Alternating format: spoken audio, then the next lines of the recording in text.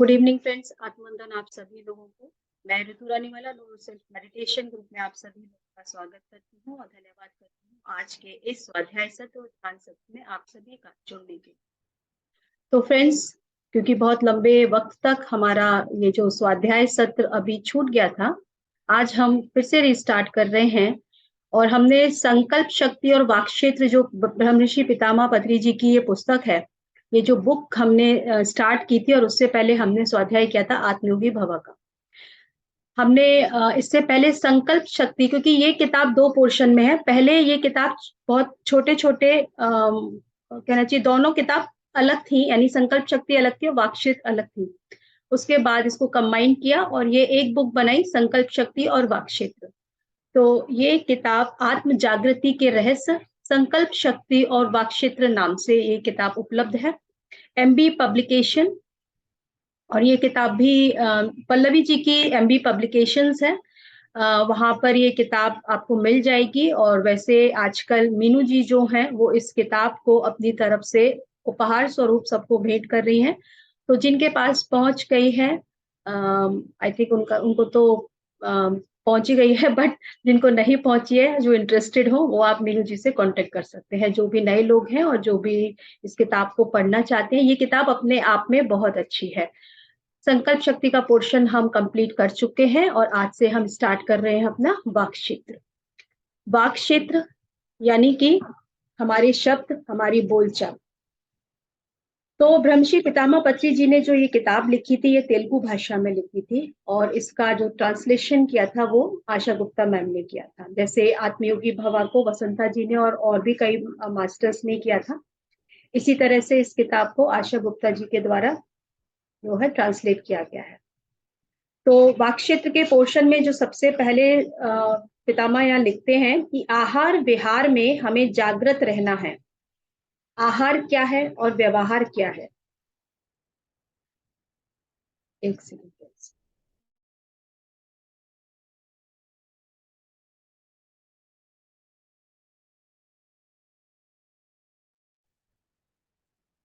आहार व्यवहार में जागृत रहना चाहिए। आहार यानी कि हम जो भी अपने भीतर ले रहे हैं, हमारा जो भोजन है, जो भी हम अपने शरीर को दे रहे हैं, हम कितना उसके लिए कॉन्शियस होते हैं, क्या खाना है क्या नहीं खाना है, हम कितना ध्यान रखते हैं इसका। इसी तरह से हमें अपने व्यवहार में भी कॉन्शियस होना चाहिए। यानी जिस तरीके से हम अपनी आहार में होशियारी रखते हैं, इतने होशियारी दिखाते हैं, चुन चुनकर खाना है, जो हमारी हेल्थ के लिए अच्छा है हम वही पिक करते हैं, यानी जो अच्छा नहीं है उसको हम नहीं लेते, जिससे हमारे स्वास्थ्य पर अगर कोई नकारात्मक असर है तो हम उसे नहीं खाते हैं। और उसे हम कहना चाहिए दूसरों को भी हम यही कहते हैं कि नहीं आप ये मत खाइए, इससे आपके स्वास्थ्य पर जो है हानि आ सकती है। हम कई लोगों को इस तरीके की सलाह भी देते हैं। यानी कि हम अपने आहार के प्रति कितना कॉन्शियस हैं। तो सर यहाँ लिखते हैं कि आहार में होशियार रहना चाहिए और अर्थात जो बुरा है उसे ना सुनना चाहिए ना ही देखना चाहिए। ये आहार जो है वो हम शरीर के लिए ले रहे हैं, जो हमारा जो व्यवहार है जिसमें हमारा सुनना, बोलना और सोचना सब कुछ आता है। देखना, हम क्या देख रहे हैं, क्या सोच रहे हैं और हम खुद भी क्या बोल रहे हैं, तो ये सब कुछ आपके व्यवहार में भी आता है। कहते हैं जो बुरा है उसे ना सुनना ही चाहिए और ना ही देखना चाहिए। बुरा का अर्थ है बेकार, अर्थात जो अनावश्यक है, जो हमारे लिए जरूरी नहीं है, उसे हमें नहीं करना है। चाहे वो बोलना हो, चाहे वो देखना हो या फिर सुनना हो, जो हमारे मतलब का ही नहीं है। तो देखिए कितना एक, अगर आप अपनी डेली लाइफ से भी इसको कनेक्ट करके देखेंगे, तो हम लोग कहीं अगर जा रहे हैं, तो जाते-जाते अगर कहीं कुछ हो रहा है, मान लीजिए कहीं झगड़ा हो रहा है, तो हम रुक जाएँगे और देखेंगे कि यहाँ क्या चल रहा है। हमारी क्यूरियोसिटी होती है ये जानने की, ज़रा देखें तो सही, इसने इसको क्या बोला, अब इसका इसका क्या रिएक्शन होता है।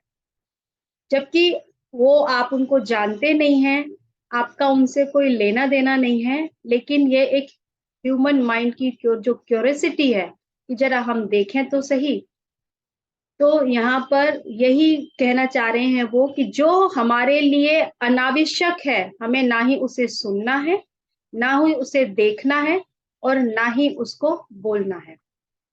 इसी तरह से व्यवहार में भी जागरूकता होनी चाहिए। हम जो अच्छा है वो खा रहे हैं, तो ये आप आहार के प्रति सजग हैं कि हम अपने शरीर को क्या दे रहे हैं भोजन के रूप में। लेकिन व्यवहार जो हम सुन रहे हैं, देख रहे हैं, बोल रहे हैं, इससे हमारा व्यवहार बनता है, हमें इसके प्रति भी अवेयर होना है। यही जागरूकता हमें अपने हर अम, शब्द के प्रति होनी चाहिए। शब्द जो मुख से ना भी निकले, लेकिन मन में है, विचार में है, जो बुरा है उसे नहीं बोलना चाहिए। इसका अर्थ है दोनों ओर अनावश्यक बातें नहीं होनी चाहिए। इसलिए जो हम नहीं समझते उसे समझदार जैसे नहीं बोलना चाहिए। और यही गांधी जी के 3 बंदरों का सूत्र है। जो हम नहीं समझते, अगर हमें कोई बात समझ में नहीं आ रही है और हम फिर भी उसके बारे में कुछ भी बोल रहे हैं जिसका हमें ज्ञान नहीं है, लेकिन फिर भी हम दूसरों को उसके बारे में बता रहे हैं, तो भी हमें नहीं बोलना है। यानी अगर आपको कोई बात कहीं डिस्कशन हो रहा है और उस डिस्कशन में आप नहीं बोल पा रहे या नहीं समझ पा रहे हैं, तो बेहतर है आप मौन रहकर उसको समझें या फिर उसको जानने की कोशिश करें कि टॉपिक क्या है, बजाय इसके कि आप उसमें इन्वॉल्व हो जाएं और कुछ भी बोल दें। ऐसा अगर आपने देखा होगा, कई बार डिस्कशंस होते हैं तो आप नहीं जानते, लेकिन क्योंकि मुझे बोलना है इसलिए हम बोलते हैं। बेहतर है कि हम पहले सुने कि वहां डिस्कशन क्या हो रहा है। और यही गांधी जी के 3 बंदरों का सूत्र है। आहार व्यवहार में जागरूकता बदल बरतनी चाहिए, अर्थात बेकार दृश्यों को नहीं देखना चाहिए। यहाँ पर सर ने जो आहार की बात करी है, वो शरीर के तल पे तो भोजन है, लेकिन आहार व्यवहार यानी जो हम अपने मन को भोजन दे रहे हैं, उन शब्दों के रूप में, उन भावों के रूप में। तो बेकार दृश्यों को नहीं देखना है, बेकार बातों को नहीं सुनना है और बेकार बातों को नहीं बोलना है। तो अच्छा, आप में से कोई बताएगा कि क्यों नहीं बोलना है? और कितने लोग इस चीज को अपने जीवन में फॉलो करते हैं? कितने आप लोग अवेयर हैं इस चीज के लिए? आप हैंड रेज कीजिए और बताइए जो ये बात यहाँ कही जा रही है कि बेकार की बातें सुननी नहीं है, देखनी नहीं है और बोलनी नहीं है, तो वो क्यों नहीं करनी? और अगर आप नहीं करते और करते हैं तो उसका कारण क्या है? आप मैं चाहूंगी कि आप लोग इंटरेक्ट करें और हैंड रेज करके बताएं मुझे।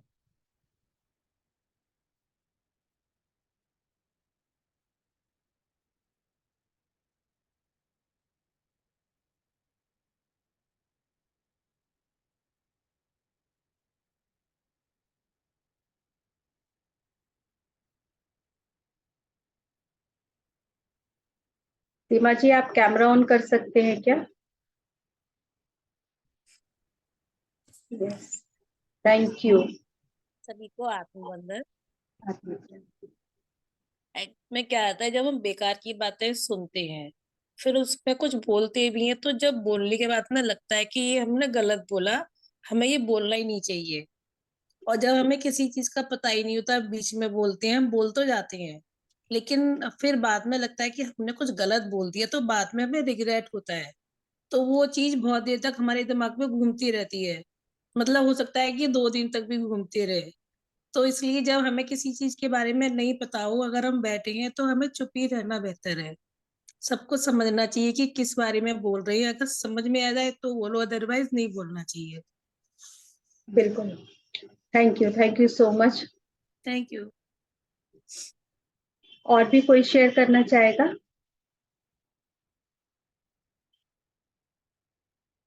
ओके, तो हम आगे बढ़ते हैं। अगर किसी का कोई शेयरिंग नहीं है, इंटरेक्शन करने से इजी हो जाता है समझना और समझाना, और कॉन्सेप्ट भी अपने आप में भी क्लियर होता है।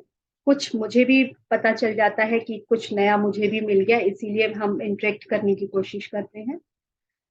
तो फ्रेंड्स, जैसा सीमा जी ने कहा कि अगर हमें जिसके बारे में जानकारी नहीं है, तो बेहतर है हम चुप रहें या हम सुने।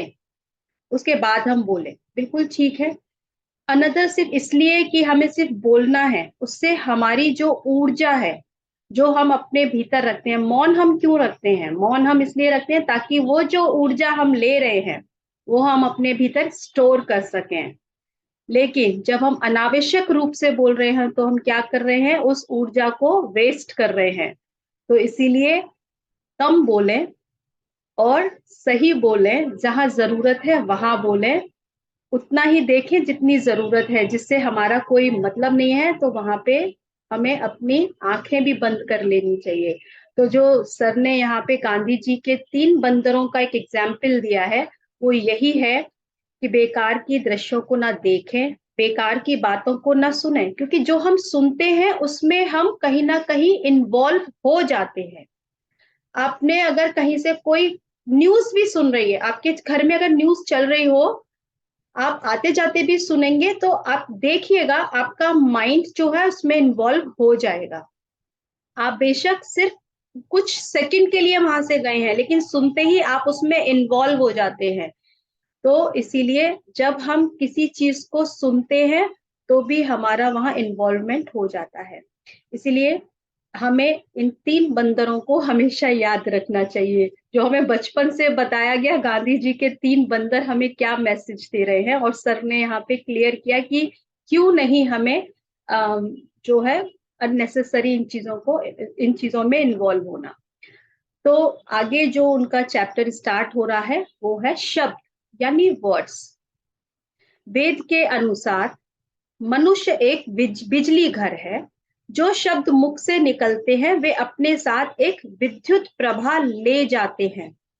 फल स्वरूप सूक्ष्म जगत में कंपन उत्पन्न होता है और उन कंपनों के द्वारा वस्तुओं पर प्रभाव पड़ता है।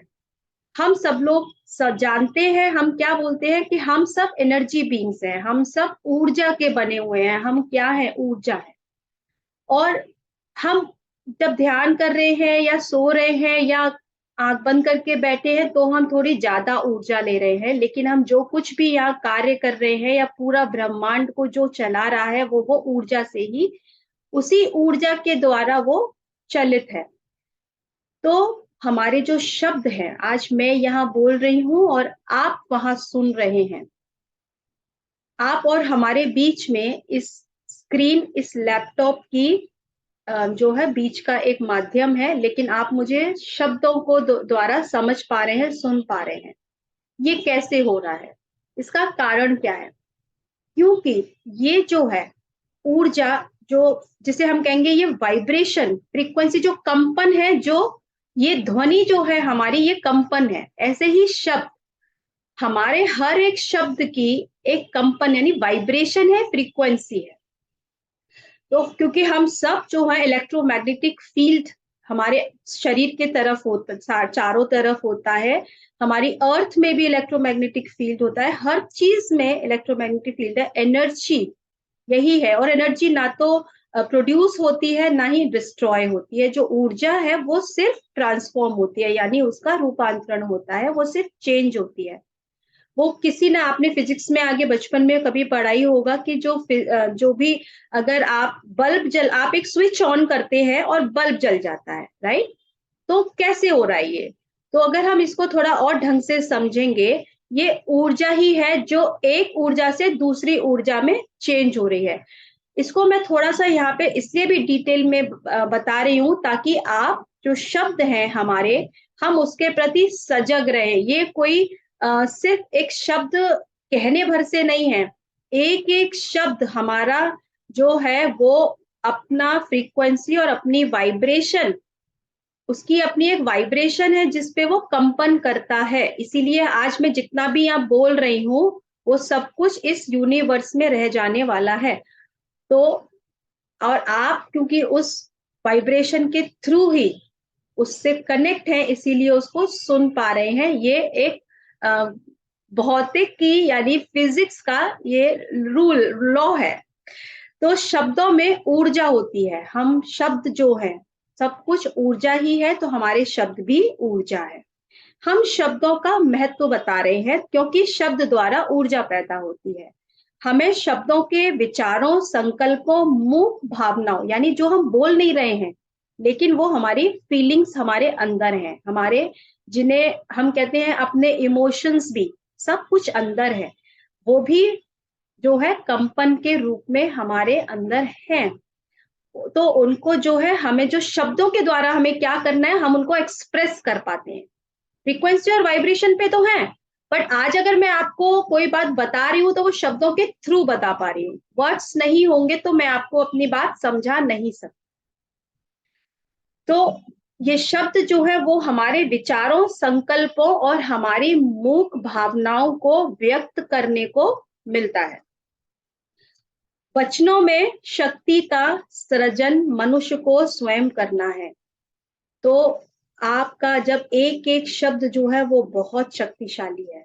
तो अगर आप अपने जीवन का सृजन करना चाहते हैं तो आपको अपने एक एक शब्द के प्रति सजग भी रहना है, क्योंकि शक्ति का सृजन मनुष्य को स्वयं करना है। शब्द हमें उपहार रूप में प्राप्त है। हम लोगों को जो एक मनुष्य, हम ह्यूमन फॉर्म में हैं, हमें ये एक गिफ्ट मिला है, डिवाइन गिफ्ट है हमारे लिए वर्ड्स। अगर आप देखेंगे, plant can not speak, animals can not speak, वो सिर्फ ध्वनि, उनकी सिर्फ एक साउंड फ्रीक्वेंसी है, लेकिन शब्द नहीं है। शब्द तो हमारे पास ही है, ये गिफ्ट हमें मिला हुआ है। बाइबल में जॉन के उपदेश में ब्रह्मांड की उत्पत्ति की बात करते हुए कहा गया है, आरंभ में शब्द था और ईश्वर के पास था और यह शब्द ही ईश्वर है। वेद के अनुसार मनुष्य एक बिजली घर है, जो शब्द मुख से निकलते हैं वे अपने साथ एक विद्युत प्रवाह लेकर आते हैं। फलस्वरूप सूक्ष्म जगत, आप देखिए यहाँ पे हम ये जानते हैं कि हमारे 7 बॉडीज हैं, लेकिन वो किस रूप में है, वो भी एनर्जी फॉर्म में ही है। वही जो हमें और अलग रेलम है, वो किस रूप में है, वो सूक्ष्म रूप में है। वो सब क्या है, आपसे हम कहते हैं, हम हमसे क्यों कहते हैं कि आप ज्यादा से ज्यादा ध्यान कीजिए, ताकि हमारी वाइब्रेशन बढ़े। हमारी जो एनर्जी हम ज्यादा लेंगे तो हमारी जो कहना चाहिए हमारा जो कॉन्शियसनेस है वो हमारा और एक्सपेंड होगा, तो हम उस सूक्ष्म जगत की तरफ और कनेक्टिविटी को फील करते हैं। इसीलिए आप लोग जो ध्यान में अनुभव लेते हैं कि हमको लाइट दिख रही है या हमको साउंड सुनाई दे रहा है या हमको विजन दिखाई दे रहा है, उसका कारण यही है कि आप लोग धीरे धीरे अपनी चेतना के स्तर आपका बढ़ रहा है, इसलिए आपको इस तरीके के अनुभव होने शुरू होते हैं। तो वे अपने साथ जो उन कंपनों के द्वारा वस्तुओं पर प्रभाव पड़ता है। देखा गया है कि वक्ता अपनी वाक शक्ति के साथ ऐसी भाव विद्युत का सम्मिश्रण करते हैं कि सुनने वाले का यह हर्ष, विषाद, क्रोध, त्याग से भर जाता है। जो भी स्पीकर है, जैसा बोलेगा उसी तरीके से सामने वाला हो या कोई भी हो जो सुन रहा है, सुनने वाला जो है उसके अंदर वो उसका रिएक्शन कहेंगे। चाहे अगर कोई, मैं आज आपको कोई अच्छी बात बता रही हूँ तो आप उससे खुशी महसूस करेंगे। यदि इसी समय मैं आपको कुछ बुरा बोलूंगी, आपको कुछ क्रोध वर्ड्स, आपको गुस्से वाले वर्ड्स बोलूं या आपको मैं ऐसे शब्द बोलूं जो आपको सुनने में अच्छा नहीं लगेगा, तो आपको भी मेरे ऊपर क्रोध आएगा। ठीक है, आपके भी इमोशंस चेंज होंगे, आपकी भी फीलिंग्स मेरे प्रति चेंज होने लग जाएंगी। तो शब्द का बहुत बड़ा महत्व है।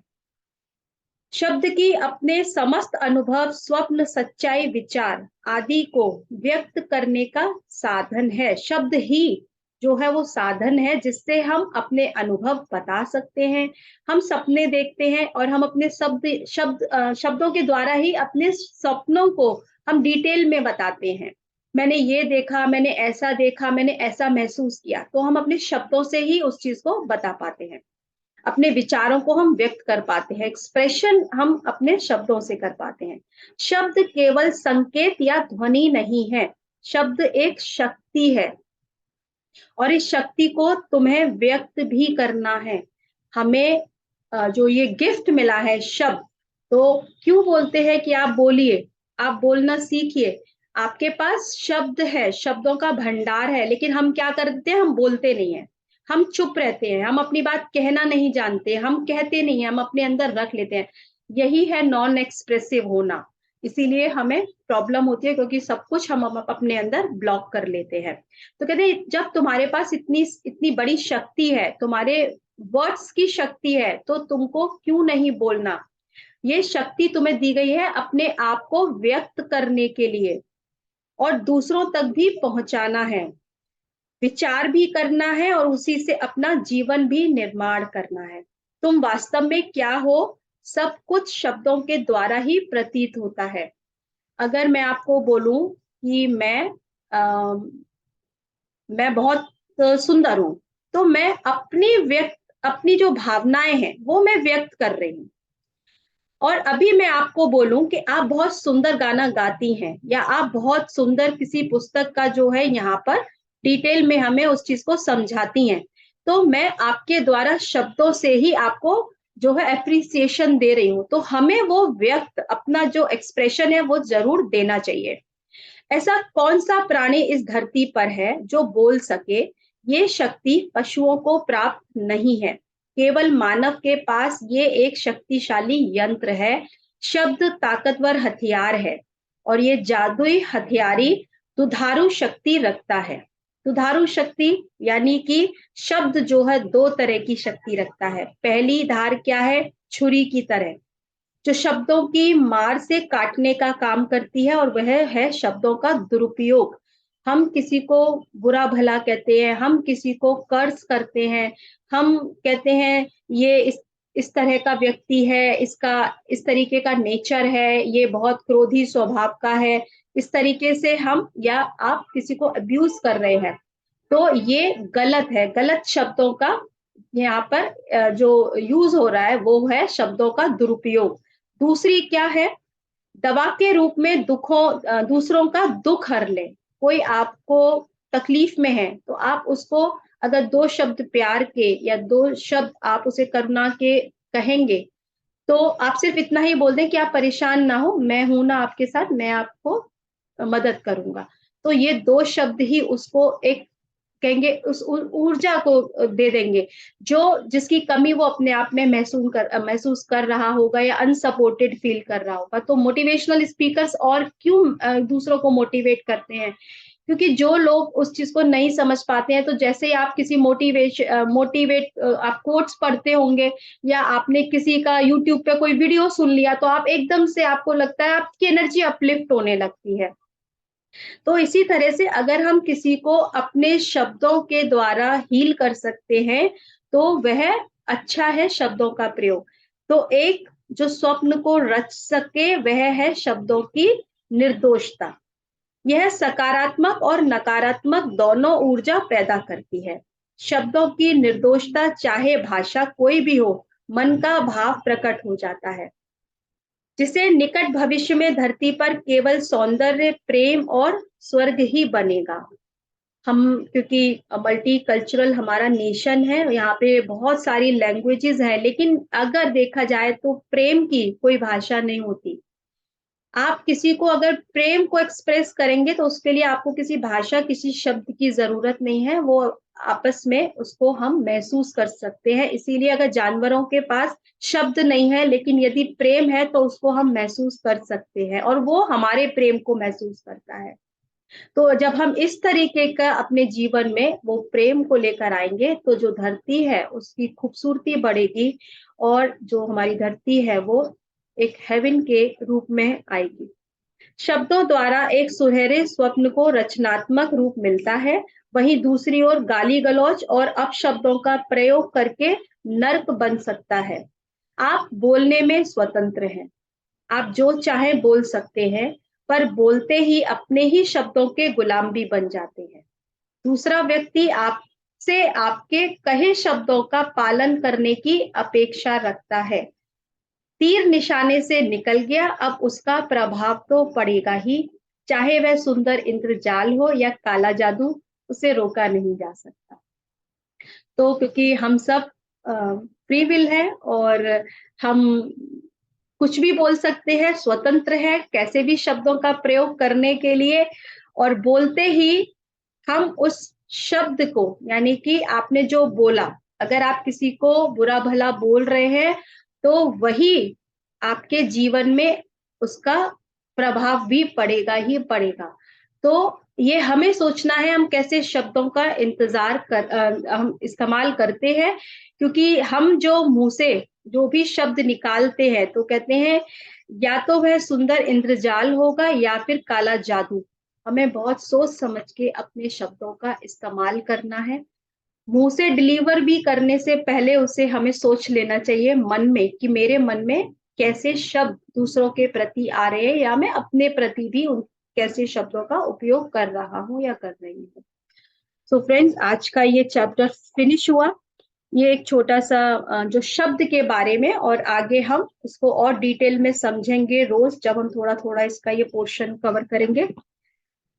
यदि आपका इस चैप्टर से रिलेटेड कोई भी आप इसमें कुछ और भी जोड़ना चाहें, बताना चाहें, कहना चाहें कि आप शब्दों को कैसे इस्तेमाल करते हैं, कुछ भी बोलते हैं या सजग रहते हैं अपने शब्दों के प्रति, या आज के चैप्टर से आपको कुछ नया सीखने को मिला, तो हैंड रेज कीजिएगा और उसके बाद हम अपनी जो हमारी वृंदावन की शेयरिंग है वो मैं लूंगी, तो उसके बाद हम ध्यान करेंगे।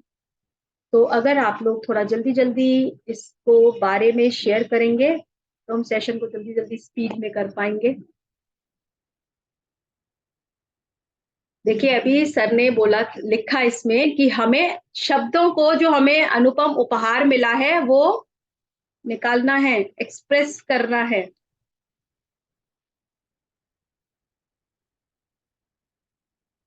Yes, thank you.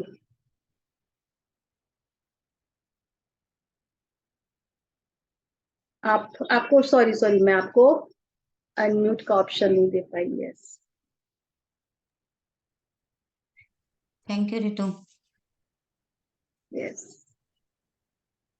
हाँ, बहुत ही अच्छा शुरुआत की है वाक क्षेत्र।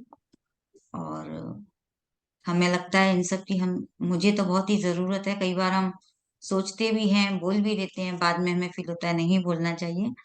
तो ये तो बहुत ही अच्छा है। मैंने तो इसमें से कुछ एक बहुत अच्छा मुझे मिला कि हम शब्दों के गुलाम बन जाते हैं।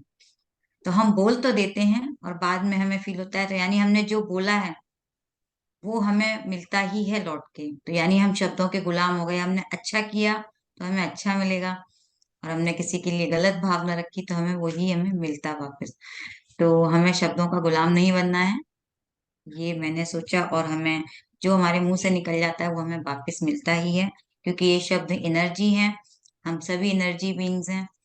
तो थैंक यू रितु, शुरुआत अच्छी की। Thank you, thank love you you. So much. Boomerang, boomerang की तरह है। जैसा हम बूमरैंग भेजते हैं ना, हमारा शब्द हो, हमारा कुछ भी हो, वो सब कुछ वापस आना ही है। थैंक यू बिल्कुल, सो मच। Thank you. आज हमारे साथ हमारी एक बहुत अच्छी फ्रेंड जो हैदराबाद में है, जिनसे हमारी बहुत अच्छी दोस्ती हुई। मोनिका जी, आप कैमरा ऑन कर पाएंगे क्या? मैं आपको स्पॉटलाइट पे ले लूंगी। Yes, thank you. Thank you so much dear, बहुत अच्छा लगा आज आपको। Thank you. आपसे मिलके वापस वर्चुअली मुझे भी बहुत अच्छा लगा। बहुत तो टाइम बाद देखा। हाँ भाई। तो आज जो आप वाक क्षेत्र के बारे में बता रहे हैं उसमें जैसे मीनू जी ने बताया, मुझे भी वही लाइन बहुत छुई दिल को कि शब्द एक बार निकल जाते हैं फिर हम उसके गुलाम बन जाते हैं। तो मतलब अगर ज्यादा सोचे बिना बोल दिया तो फिर उसको या तो हम गिल्ट मोड में आ जाते हैं, या तो फिर सामने वाला बहुत बुरी तरह से हर्ट हो जाता है। मतलब कुछ ना कुछ ऐसे होता है, रेपोकशंस उसके आते हैं। एक बार शब्द मुंह से निकल गए उसके बाद तो हम उसके गुलाम हो जाते हैं। यस। मुझे भी वही बात छुई। सेम चीज। और दूसरा कि मुझे पता नहीं, मतलब एक इम्पल्सिव हूँ बोलने में, मेरा भी कंट्रोल नहीं रहता है काफी दफा, और मुझे इसीलिए वो ज्यादा रेजोनेट कर गए कि हम लोग गुलाम बन जाते हैं। उसके लिए। और दूसरी चीज अच्छी भी है मेरी कि मुझे पहले से दूसरों के साथ जब मैं बात करती हूँ या पहली बार किसी को मिलती हूँ तो मुझे पता नहीं अंदर से ही कुछ ना कुछ उनके बारे में जो भी मुझे अच्छा दिखता है अप्रिशिएट करने की भी आदत है। That's good. दैट्स पहले से ही है वो आदत, तो वो एक अच्छी चीज है मेरे अंदर और दूसरी जिस पे काम करना है। बिल्कुल। तो आज क्योंकि आपने शेयर किया है, तो डेफ़िनेटली अभी आपको हेल्प ज़रूर करेगा। जैसे ही आप ऐसा कुछ वर्ड निकलेगा तो सबसे पहले क्लिक कर जाएगा। मतलब ये ऐसा हाँ, होता है जब हम किसी चीज़ को और ध्यान से सुन के और फिर उसके साथ इंटरेक्ट कर लेते हैं या डिस्कशन कर लेते हैं, तो वो एक और कहना चाहिए एक डीप इम्प्रेशन छोड़ देता है। हाँ, तो ये बिल्कुल ठीक है। कई बार हम कुछ रिएक्शन में कुछ शब्दों का इस्तेमाल कर लेते हैं, कुछ बोल देते हैं और सडन हमें रियलाइज़ भी हो जाता है। लेकिन कहती है ना, अब तो तीर निशाने से छूट निकल तीर छूट गया। अब हमें तो धीरे-धीरे जब हम ये तीर जाते हुए देखेंगे तो सजग हो जाएँगे कि हमें कैसे इन तीरों को छोड़ना है। अभी 10-20% आई है अवेयरनेस, हाँ, मंजिल है हाँ, बिल्कुल। चल रहे हैं। तो thank you so much Monika, thank you, love you dear. Thank you. Yes, हमारे साथ अभी हैंड रेज़ किसी ने किया था। दीपाली जी ने हैंड रेज़ किया था, दीपाली जी। जी, मतलब अभी जो बात चल रही थी तो उसी पर मैं मुझे कुछ पूछना चाहती हूँ हाँ कि जी। मतलब कि कैसे कंट्रोल कैसे करें। जैसे कि सभी कह रहे हैं कि निकल जाता है, पर मतलब ये भी जैसे कि गुस्से में कंट्रोल कैसे, ज्यादातर गुस्से में कंट्रोल नहीं होता है। ध्यान आप करते हैं? हाँ, कितना कितना ध्यान आप करते हैं? मतलब कितना समय देते हैं ध्यान? अभी तो मतलब बीच बीच में छूट जाता है मेरा। हाँ। करती हूँ सबसे एक सबसे दो। पहले आप कमिटमेंट कीजिए, 40 डेज का ध्यान करना है, हम्म, रेगुलर। फर्स्ट कमिटमेंट मेडिटेशन के लिए कि 40 डेज का मुझे कमिटमेंट है मेरा। हम्म। इसीलिए हमने जो पिछला किया संकल्प शक्ति, पहले हम हाँ। अपने आप को कमिटेड करेंगे। जब हम 40 डेज का ध्यान करते हैं तो आप अपने आप को ऑब्जर्व करना शुरू करते हैं। हम्म ध्यान सिर्फ एक प्रक्रिया नहीं है कि हम सिर्फ जैसे हम योगा कर रहे हैं कि हम ये आसन कर रहे हैं या हम कुछ पोस्चर में बैठ रहे हैं। ध्यान ऐसी कोई प्रक्रिया नहीं है। ध्यान आपको आपसे जोड़ने का एक माध्यम है, एक तरीका है, क्योंकि हम ज्यादातर वक्त आउटसाइड में इन्वॉल्व होते हैं ज्यादातर। तो अब जैसे आपने कहा मुझे क्रोध आता है, तो सबसे अच्छी बात यह है कि आज आपको ये पता है कि ये मेरा क्रोध है, हम्म यानी कि पता चल गया। इससे पहले तो पता भी नहीं होता था, हमें लगता था ये तो नेचुरल है। ठीक है, तो ये भी नेचुरल ही है, लेकिन आपको पता है। लेकिन जब हम ध्यान धीरे धीरे बढ़ाते हैं तो धीरे धीरे इसकी इंटेंसिटी सेटलमेंट की तरफ जानी शुरू होती है। मेरा भी बहुत गुस्सा था, जरूरत से ज्यादा गुस्सा, इसीलिए आपसे कह रही हूँ पहले ध्यान कीजिएगा, साथ में जो है हम लोग जिस तरीके से स्वाध्याय यहाँ कर रहे हैं उससे जुड़िए। शब्द धीरे धीरे ज्यादातर मौन में रहने की कोशिश कीजिए। अगर आपको लग रहा है घर में कोई ऐसा डिस्कशन है या कहीं आपके इन्वॉल्वमेंट की जरूरत नहीं है, वहां इन्वॉल्व होने की जरूरत नहीं। और अपने आप को ऑब्जर्व कीजिएगा, मेरे विचार कैसे हैं, मेरे शब्द कैसे हैं। मेडिटेशन अपने लिए ही है, आउटसाइड नहीं है। हम्म। तो पहले ध्यान के लिए कमिटमेंट जी जी। रेगुलर, क्योंकि अगर बीच में छूट रहा है तो इसका मतलब है कि उसके लिए सबसे पहले हमें तैयार होना है, ताकि हम अपनी वो ऊर्जा बढ़ाएं, तब वो धीरे धीरे आपकी और चीजों पे काम होना शुरू होगा। हम्म।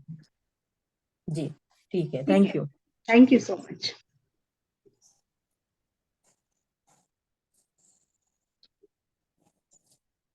चलिए, और किसी की कोई शेयरिंग?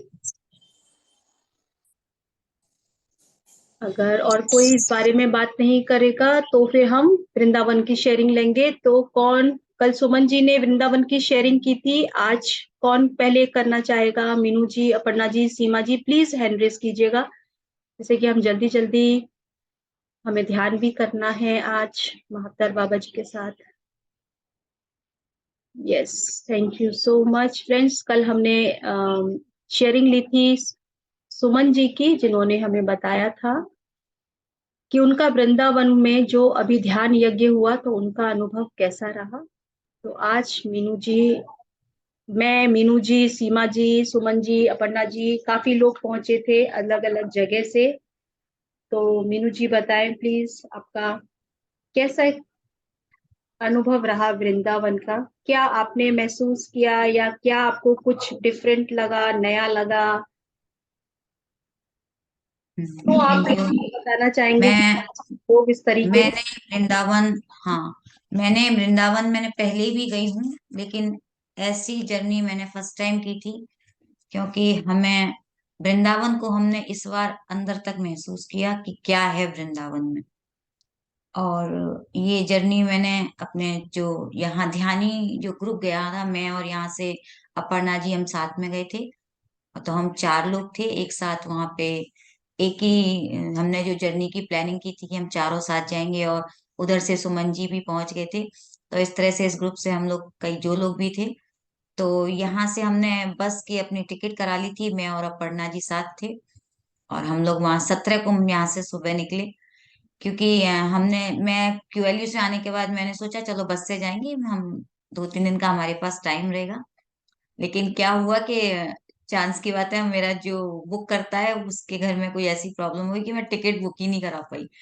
और एक दिन पहले मैं जो भागा दौड़ी में लगी हुई थी, टिकट नहीं बुक हो रही है, टिकट बुक नहीं हो रही है। फिर लास्ट मोमेंट में मेरे हस्बैंड बोले आप अपर्णा को बोल दो तो अपर्णा जी करवा देंगी। तो ये बहुत अच्छा, मेरे को वहीं से हमारी शुरुआत हुई कि ये टिकट्स बुक भी अपर्णा ने ही कराई थी। जबकि मैं कई दिन से, हम लोगों की यही प्लान थी कि मुझे ही करानी है, लेकिन हमसे नहीं हो पा रही थी।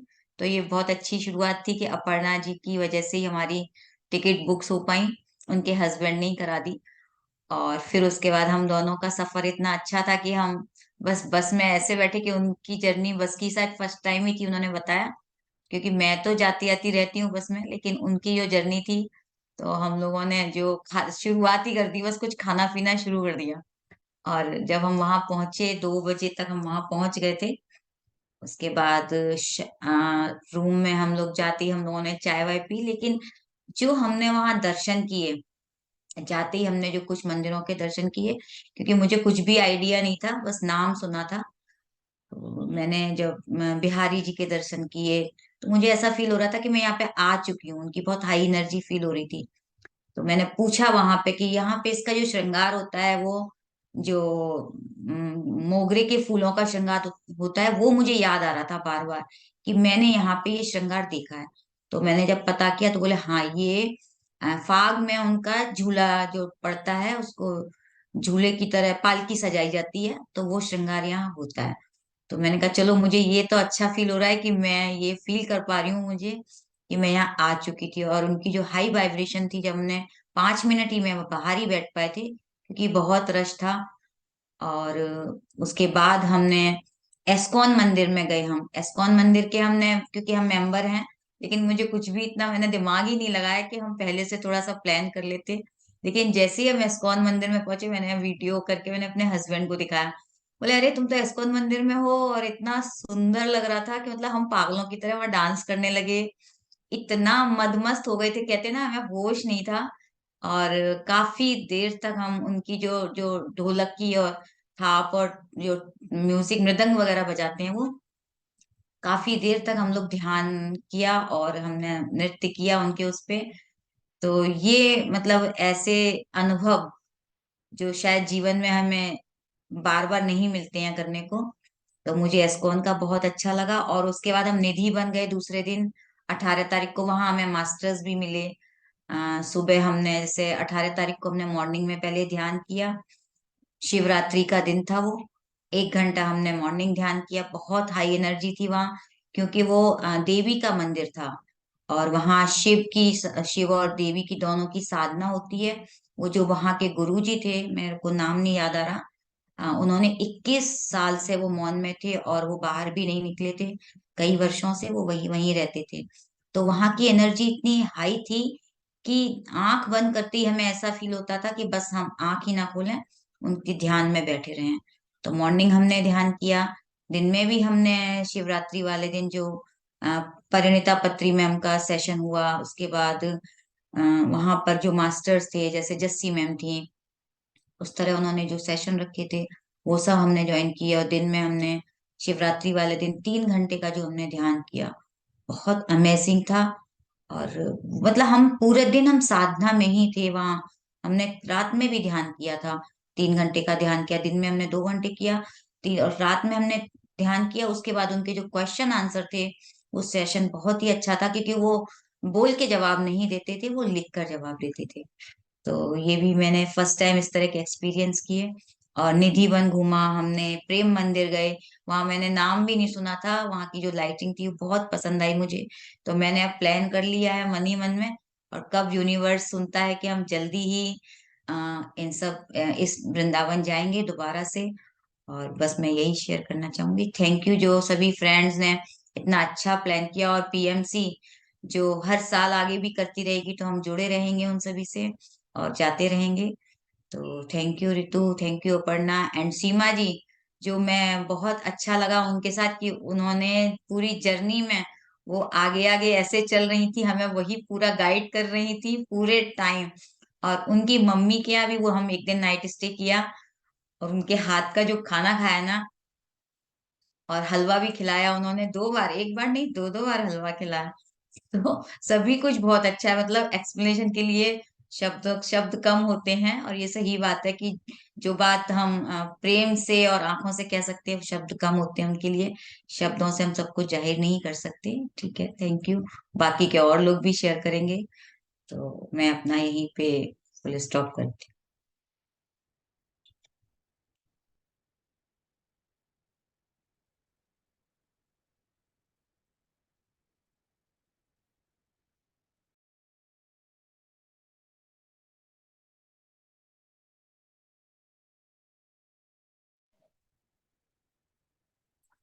नमस्कार, गुड इवनिंग सभी को। तो अब मैं क्या कहूँ, मुझे लगता है आधी मेरी स्क्रिप्ट तो मीनू जी ने बता दी है। मेरे पास जो थोड़ा बहुत बचा है मैं उसको शेयर करूंगी। बहुत वृंदावन की जर्नी, सच वृंदावन से मेरा बहुत फैसिनेशन था, क्योंकि मुझे हिस्ट्री के बारे में पढ़ने का शौक है, टेम्पल्स के बारे में। तो मेरे मन में हमेशा एक जिज्ञासा, क्यूरियोसिटी तो थी ही कि, और तो वैसे बचपन से अपन कृष्ण के बारे में, भगवान के बारे में सुनते रहते, लेकिन मैं थोड़ी सी एंटी कृष्णा थी। मुझे, क्योंकि मैं छोटे से पल के कृष्णा जी की अधारा पत्नियां हैं, what is this, I don't like that, मुझे ऐसा लगता था। लेकिन लगता है कृष्ण की लीला ही अजब है। लेकिन मैं फैसिनेटेड थी, मैंने एक एक टेम्पल जब भी फुर्सत मिलता मैं पढ़ती थी। सो वो आखिरकार वो दिन आया जब हमारे ध्यानियों ने वर्कशॉप किया। और बहुत मजेदार बात थी कि पहले तो रेजिस्ट किया, फिर उसके बाद मैंने कहा मैं जा रही हूँ। अब मुझे ऐसा लगा कृष्ण मुझे बुला रहे हैं, चाहे वो वर्कशॉप के माध्यम से ही सही। तो हम गए। सच तो बता ही दिया, जैसे कि बस का रिजर्व हुआ। बस की जर्नी राजस्थान में मेरी पहली है, क्योंकि मैं थोड़ा सा हेजिटेट, जरूर ऐसा मौका ही नहीं आया कि कभी वो बस ट्रांसपोर्ट लेना पड़े। तो फिर भी मुझे लगा कि this is the decision made by the universe, कि आपको इस तरह का एक्सपीरियंस, इसमें क्या होता है कि हम जनता, जो आसपास के लोगों से इंटरेक्ट करते हैं, एटमॉस्फेयर, एनवायरनमेंट बनता है, हम ज्यादा करीब हो जाते हैं। हमको लगता है कि हम रियली, मैं पार्ट ऑफ जयपुर से हूँ और मैं आसपास राजस्थान या यूपी से हूँ। तो हमारी रही। और एक बात जो बहुत मजेदार हुई, हम वृंदावन में उतरे, हमने एडवेंचर किया, 3 3 ट्रांसपोर्ट बदले। हालांकि हमारे 5 मिनट की दूरी पे था हमारा जो आश्रम था। तो कृष्ण ने लीला रचाई, हमने पूरी साइट सीइंग अच्छे से, जो एक हमारा एक प्यारा सा का अमाउंट था, 20 रुपए 40 रुपए, उसमें हम पूरी आधी वृंदावन हमने घूम ली। अब आपको गाइड चाहिए होगा तो हम हैं। फिर वहां से आगे बढ़ते हैं हमारे सत्र वर्कशॉप की तरफ। तो हम सुबह तैयार होके निकले। फिर हमने पहली बार मैंने देखा था स्वर्णमाला मैम को और उनकी उनकी जो भी बेटी हैं उनसे। तो जैसे मैं बैठी देखने, मुझे बड़ा ऐसा लगा कि मुझे लगता है उनको थोड़ा सा जुकाम था, तो वो हैंकी किसी से ले रही थी। मुझे ऐसा लगा पत्री सर ने आ गए क्या यहीं पे, क्योंकि उनके जो बैनरिज्म्स थे बिल्कुल पत्री सर जैसे थे। जैसे ही पत्री सर कभी हैंकी लेके ही बी यूजिंग इट एंड वो करते रहते। मैंने कहा यार ये तो ऐसा लग रहा है सरवाला मैम नहीं तो पत्री सर बैठे ना। तो फिर मैंने अपने मन में ही रख लिया, आज मैं बता रही हूँ। फिर उनकी बातें, उनकी जो वनिदा मैम है, उनकी बातें ना मुझे हमेशा बहुत ही इंटरेस्टिंग, मतलब बहुत ही इंटरेस्ट करती है। मुझे बहुत ही अच्छा लगता है कि वो कितनी क्लियर कट बात करती हैं। उनका इसके पहले भी मैंने एक इंटरव्यू देख, मतलब उनका ये जूम सेशंस अटेंड किया था, तब मैंने सुना था।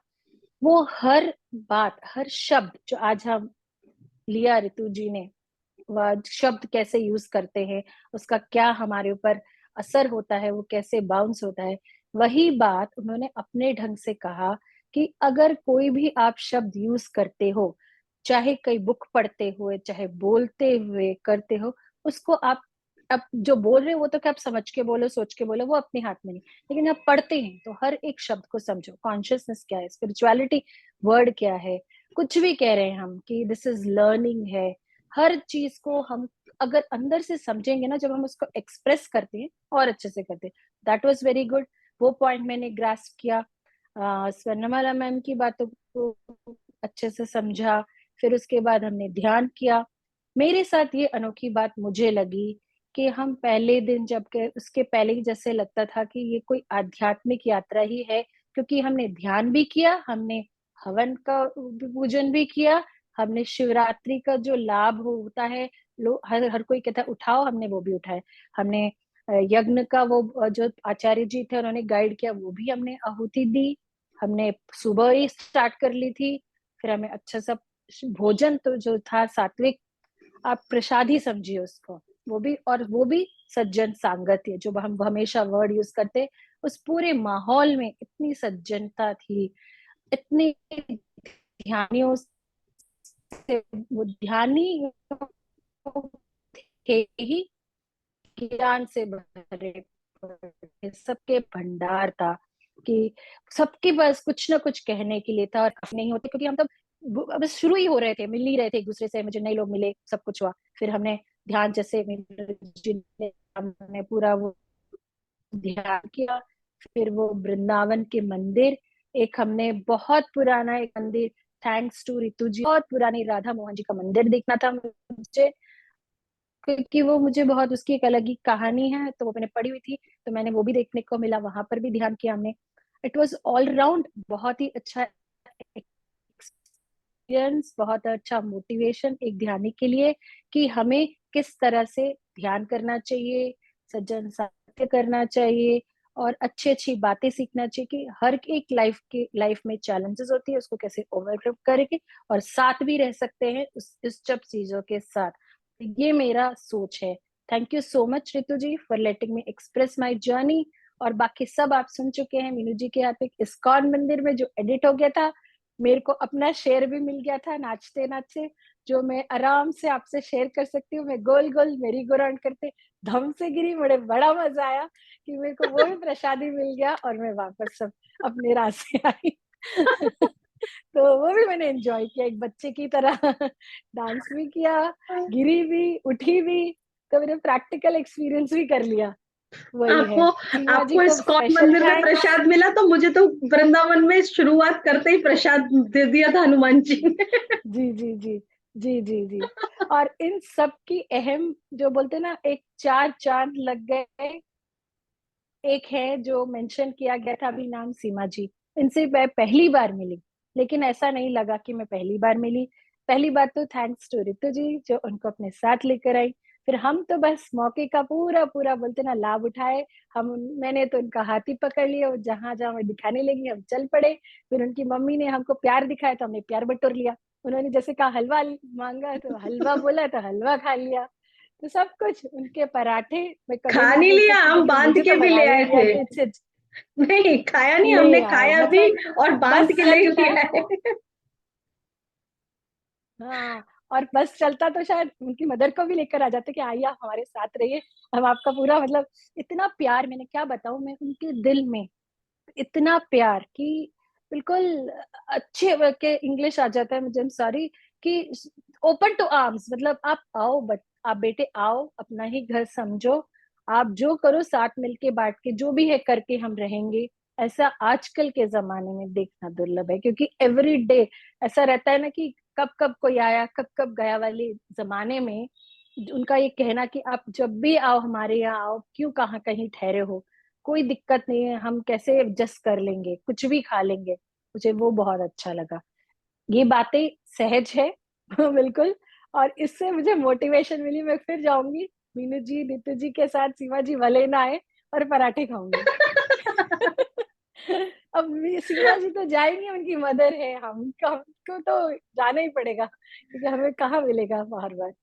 तो यही है, मंदिर तो बहुत अच्छे हैं, बहुत बढ़िया। अभी हमने एक स्टे देखा है, बाके बिहारी जी, राधा मदन मोहन जी, निधि वन की अपनी कहानी है, हमने बहुत अच्छे से उसको समझा जाना। प्रेम मंदिर जो स्पेशली हमको पता ही नहीं था, जो सीमा जी ने बताया, तो अब लगता है वाह क्या बात है, मैं वंडर कर रही थी कैसे बनाया होगा। तो बहुत बढ़िया, बहुत बढ़िया, बेस्ट है। कृष्ण की भूमि पे शिवरात्रि के दिन हमने ध्यान किया, ध्यान किया। मतलब इसका ही एक प्रमाण है कि कृष्ण भी है, शिव भी है, सब है, और ये सब जो हम सुनते आए बचपन से वो सब सही है। बिल्कुल। तो थैंक यू सो यही है। मच। चलिए, इससे मैं एंड करती हूँ, मैंने कुछ जरा टाइम में से ज्यादा टाइम ले लिया, बेल नहीं बजा okay, thank you so much for the wonderful sharing. या यस, तो अब अगर हमारे साथ सीमा जी हैं, हाँ जी, सीमा जी हैंड रेज करें या ना करें, लेकिन सीमा जी जो है हमारे साथ फर्स्ट टाइम किसी ध्यान के लाइव प्रोग्राम में जुड़ी थी, तो मैं वृंदावन की कहानी नहीं सुनूंगी। मैं उनसे चाहूंगी कि वो अपने उस इवेंट में उनके ध्यान के क्या अनुभव थे। तो क्योंकि ये फर्स्ट उनका जॉइनिंग अटेम्प्ट था, और उन्होंने यहाँ आके क्या उनका चेंज या ट्रांसफॉर्मेशन या कैसा उनको लगा। तो over to you Seema ji, thank you.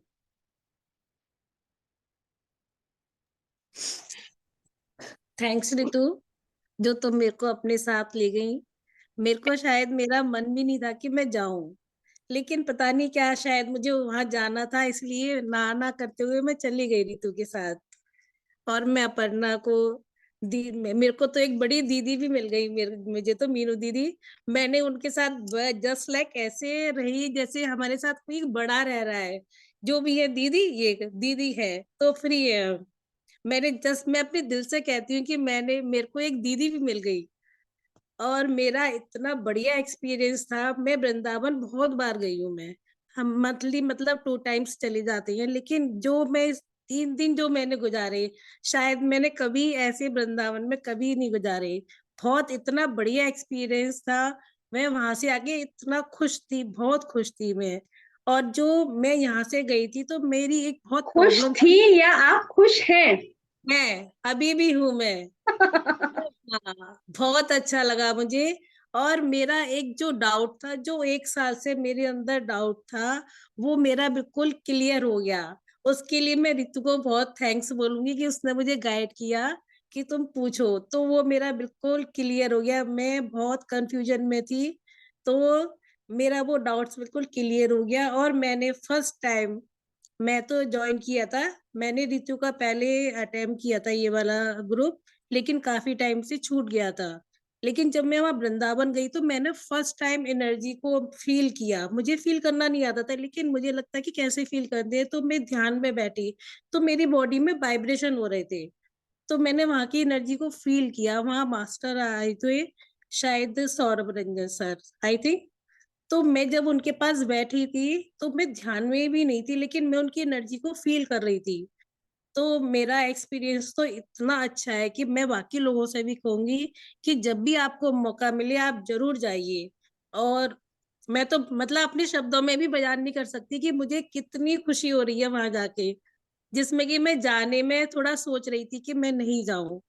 और मुझे मेरी फ्रेंड से भी मिली अपर्णा से, तो ऐसा लगा कि शायद हम पहले बहुत टाइम से मिल चुके हैं। ऐसा नहीं लग रहा था कि हम फर्स्ट टाइम मिले हैं। तो सबको वाह। मैं थैंक्स बोलूंगी, रितु को तो स्पेशली थैंक्स। रितु को तो मैं शुरू से ही बोलती हूँ कि मेरे, रितु का तो थैंक्स है कि मुझे इस रास्ते पर लाई, मेरे इतने डाउट्स क्लियर किए और मुझे बोलने की हिम्मत भी आई। मैं पहले बोलती नहीं थी, जो भी होता था तो अंदर ही रखती थी कि बोलूं नहीं बोलूं। पर अब मुझे बोलने की भी हिम्मत आई, मैं बोल सकती हूँ कि अगर कहीं मुझे लगता है कि बोलना है तो मैं बोलती हूँ। तो आज बहुत सुंदर। नहीं, काफी टाइम है। Thank you so thank much. तो सीमा जी का धन्यवाद, क्योंकि उनकी उनकी ही किताब वाकचित्र का यहाँ हम स्वाध्याय कर रहे हैं। मेरे पास बुक नहीं थी, सीमा जी की ही बुक मैंने ले रखी थी। तो सीमा जी एक दिन आएंगी और एक वाकचित्र का जो है टॉपिक कराएंगी। सीमा जी को ये बुक बहुत पसंद आई है। और यू। मैं, क्योंकि अब सीमा जी बोलने लगी हैं, वो खुद कह रही हैं कि मैं बोलती रही थी, अब मैं बोलने लगी हूँ, तो मैं चाहूंगी सीमा जी यहाँ आए और एक बार स्वाध्याय जरूर कराएं, जैसे कि हमारे पार्टिसिपेंट जो कराना चाहते हैं वो हमें बताते हैं और करते भी हैं। तो जब भी आपका मन हो इस किताब का स्वाध्याय जरूर करें। और आप लोगों में से जिनके पास भी किताब है, कोई भी स्वाध्याय करना चाहे, तो आप प्लीज मुझे कांटेक्ट जरूर करें 1 या 2 दिन पहले कि मुझे स्वाध्याय करना है। Thank you so much. Thank you. So और शेयरिंग नहीं लेंगे अब हम मेडिटेशन के लिए। अपर्णा जी आप कुछ कहना चाह रहे हैं? मीनू जी कुछ कहना चाह हाँ रहे इन हैं? सब हाँ इस सब ग्रुप में हम एक स्पेशल पर्सन को तो भूल ही गए, सुमन जी, जो हमको हालांकि ज्वाइन तो लेट किया, लेकिन उनके साथ हमने बहुत मजे शॉपिंग किया, तो उनको तो मेंशन करना बनता ही था।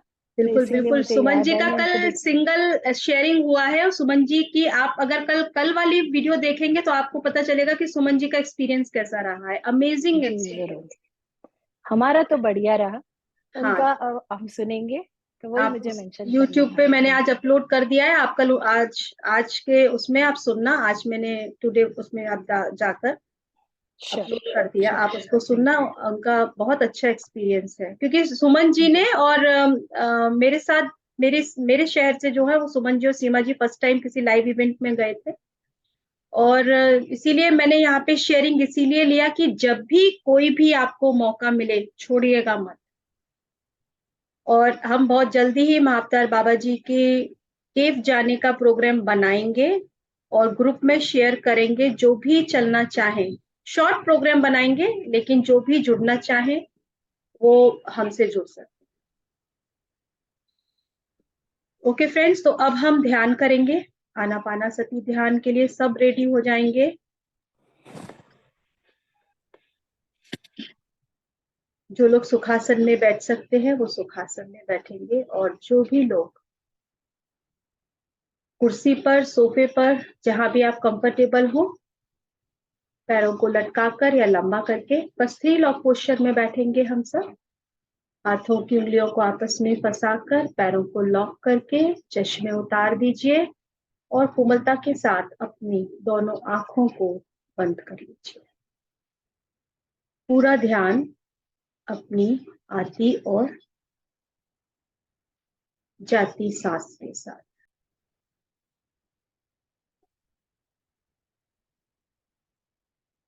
ना ही कोई सोच और ना ही कोई विचार। वॉल्यूम ठीक है? Okay, fine.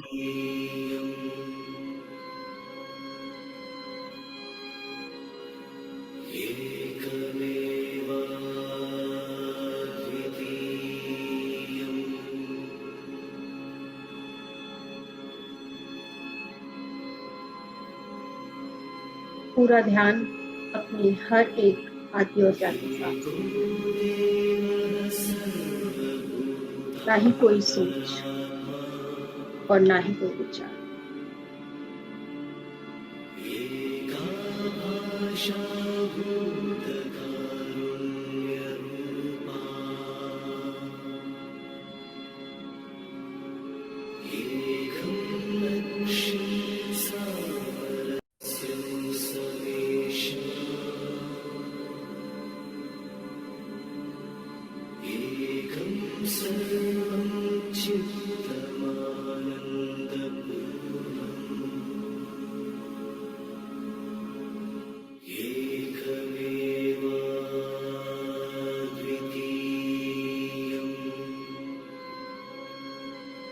पूरा ध्यान अपनी हर एक आती और जाती सांस।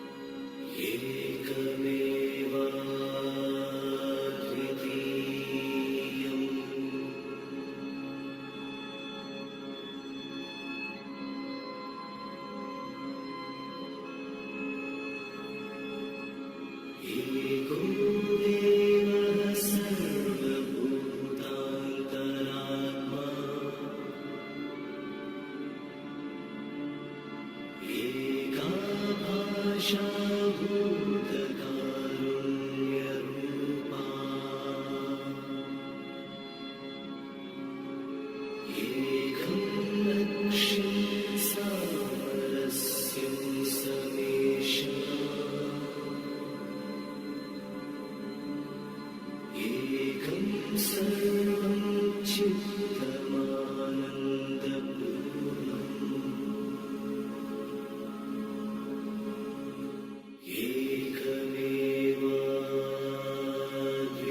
एकमेवाद्वितीयम्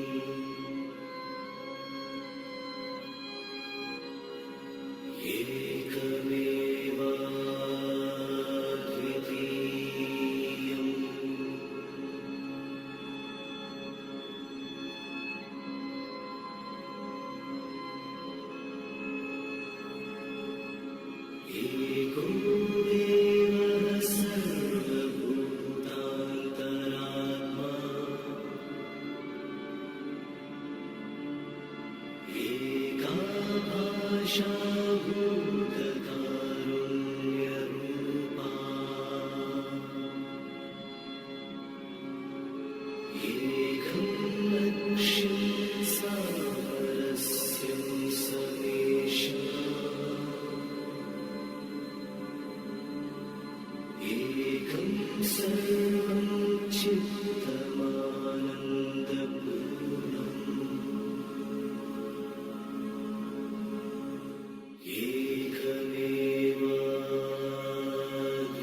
एकमेवाद्वितीयम्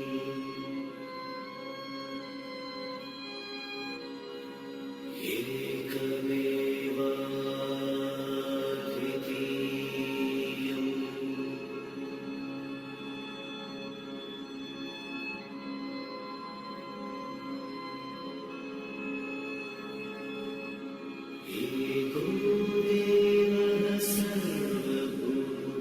सर्वभूतान्तरात्मा एका भाषा भूतकारुण्यरूपा एकं लक्ष्यं सारस्यं समेषा एकं सर्वं चित्तमानन्दपूर्णम्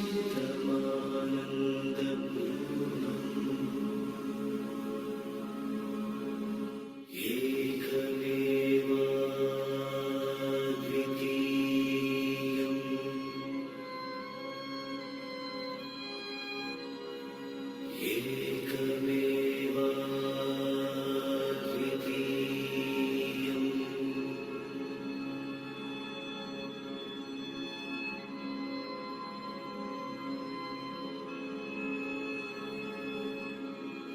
एको देवः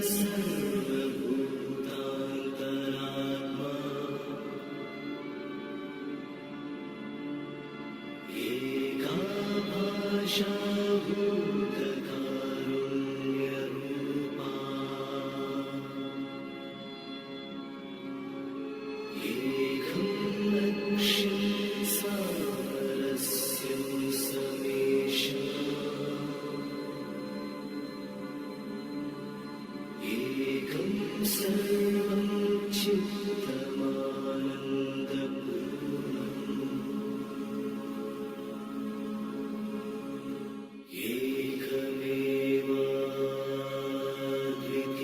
एकमेवाद्वितीयम्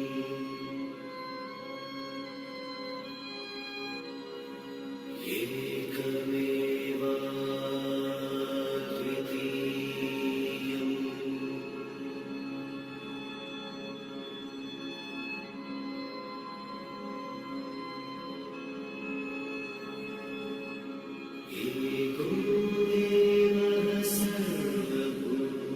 सर्वभूतान्तरात्मा एका भाषा भूतकारुण्यरूपा एकं लक्ष्यं सारस्यं समेषा एकं सर्वं चित्तमानन्दपूर्णम्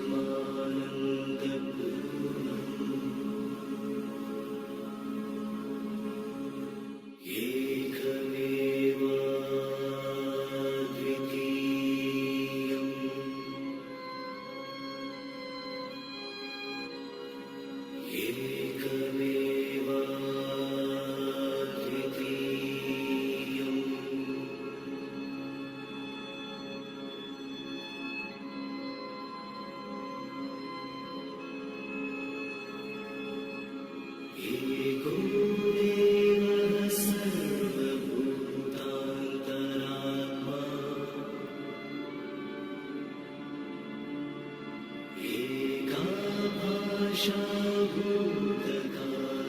एकाभाषाभूतकारुण्यरूपा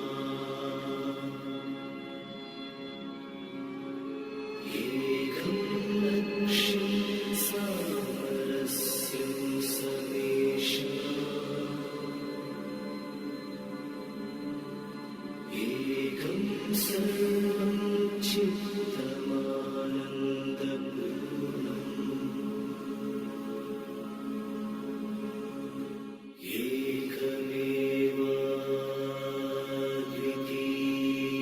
एकमेवाद्वितीयम्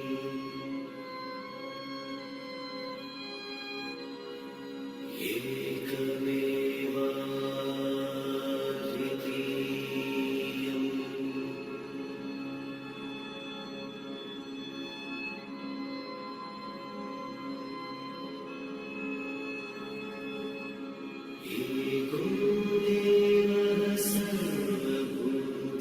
सर्वभूतान्तरात्मा एका भाषा भूतकारुण्यरूपा एकं लक्ष्यं सामरस्यं समेषा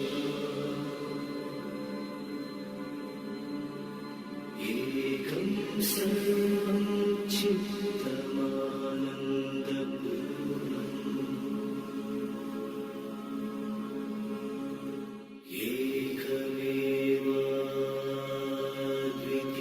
एकमेवाद्वितीयम्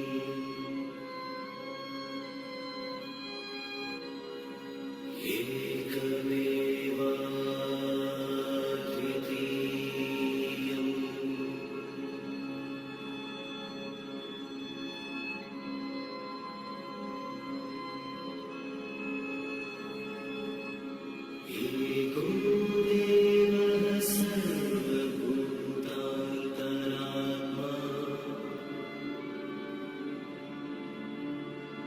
एका भाषा भूतकारुण्यरूपा एकं लक्ष्यं सामरस्यं समेषा एकं सर्वं चित्तमानन्दपूर्णम्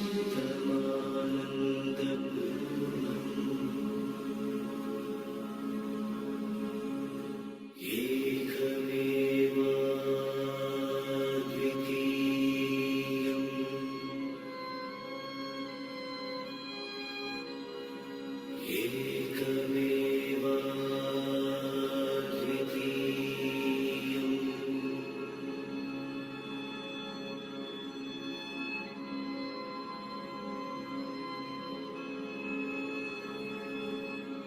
एको देवः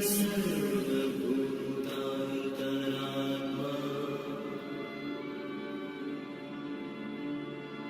एका भाषा भूतकारुण्यरूपा एकं लक्ष्यं सामरस्यं समेषा एकं सर्वं चित्तमानन्दपूर्णम्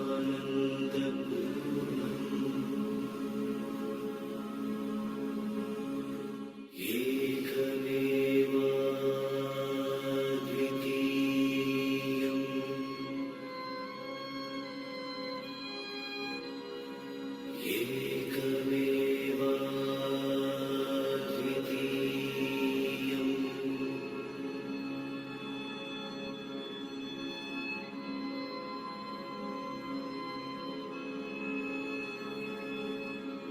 एको देवः सर्वभूतान्तरात्मा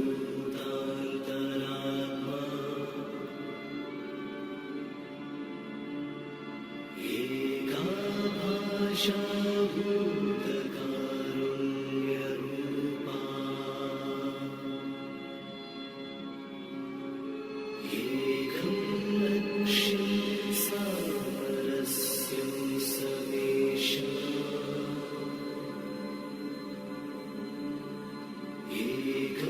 सर्वं चित्तमानन्दपूर्णम्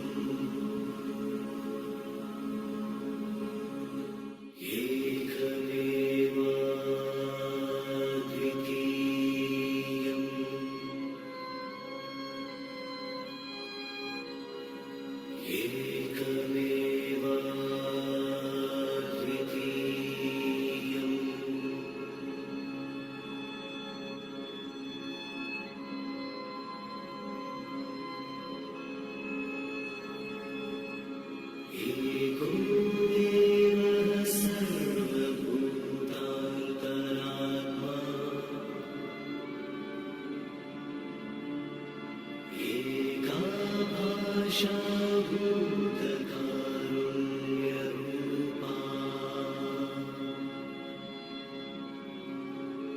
एकं लक्ष्यं सामरस्यं समेषाम् एकं सर्वं चित्तमानन्दपूर्णम्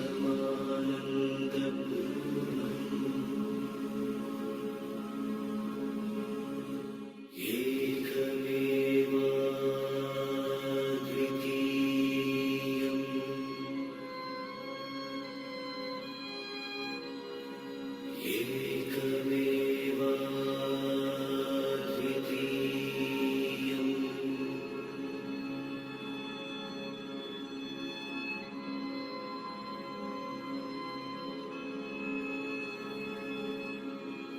एको देवः सर्वभूतान्तरात्मा एका भाषा भूतकारुण्यरूपा एकं लक्ष्यं सामरस्यं समेषाम् एकं सर्वं चित्तमानन्दपूर्णम्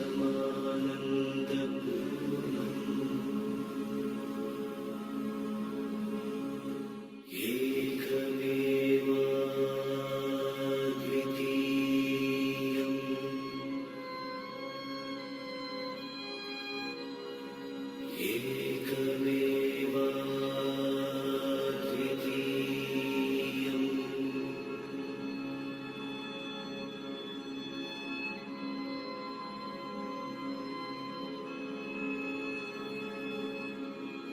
एको देवः सर्वभूतान्तरात्मा एका भाषा भूतकारुण्यरूपा एकं लक्ष्यं सामरस्यं समेषाम् एकं सर्वं चित्तमानन्दपूर्णम्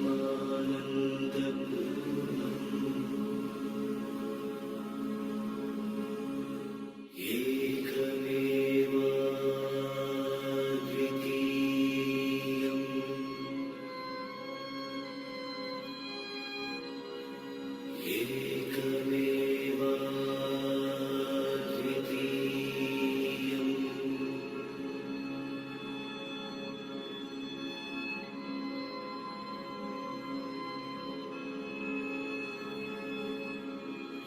एको देवः सर्वभूतान्तरात्मा एका भाषा भूतकारुण्यरूपा एकं लक्ष्यं सामरस्यं समेषाम् एकं सर्वं चित्तमानन्दपूर्णम्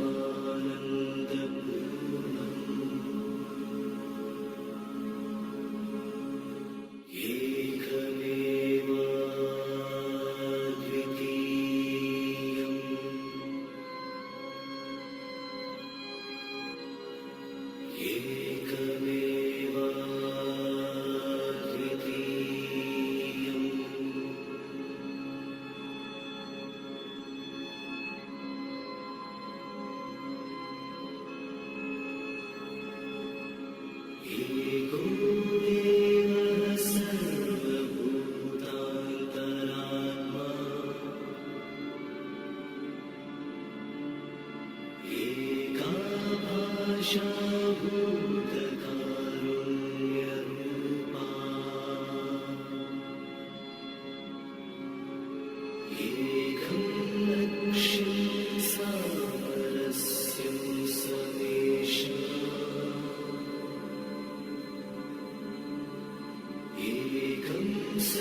सर्वं चित्तमानन्दपूर्णम्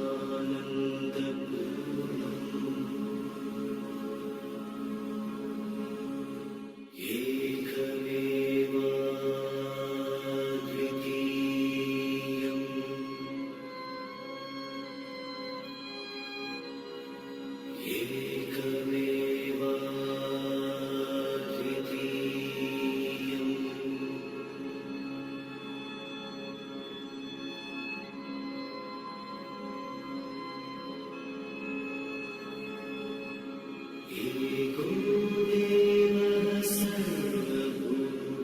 सर्वभूतान्तरात्मा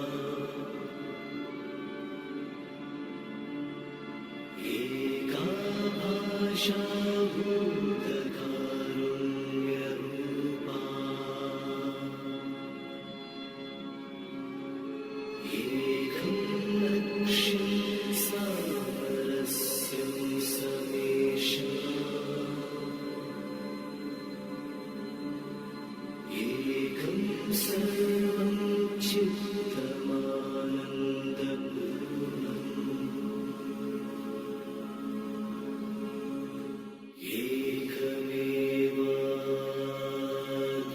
एकमेवाद्वितीयम्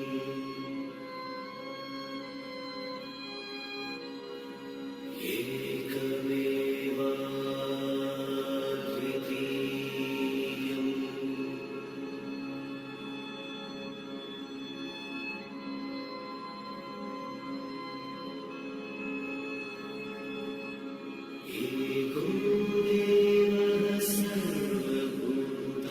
सर्वभूतान्तरात्मा एका भाषा भूतकारुण्यरूपा एकं लक्ष्यं सामरस्यं समेषाम् एकं सर्वं चित्तमानन्दपूर्णम्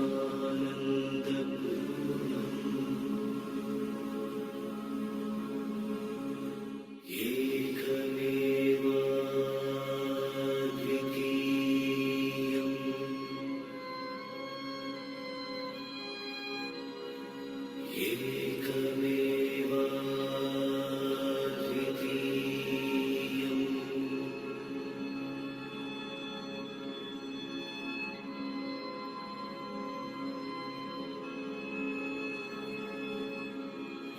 एको देवः सर्वभूतान्तरात्मा एका भाषा भूतकारुण्यरूपा एकं लक्ष्यं सामरस्यं समेषाम्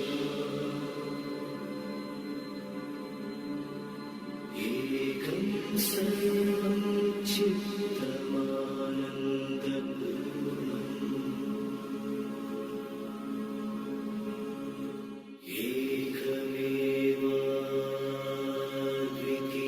एकमेवाद्वितीयम्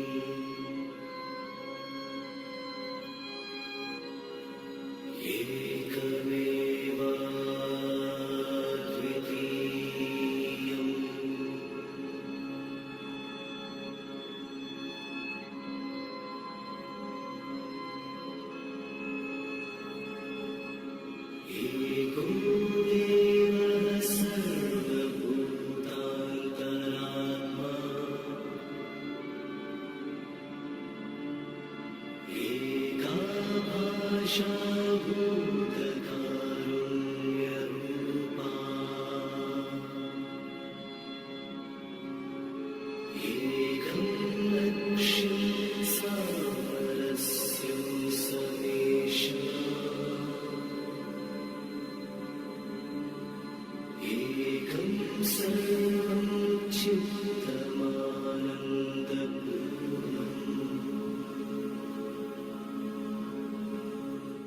एक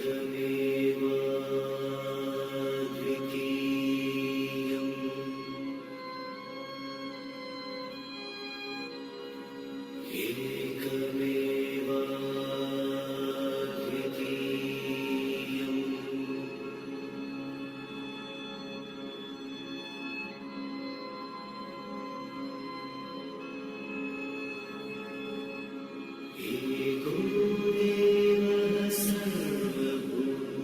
सर्वभूतान्तरात्मा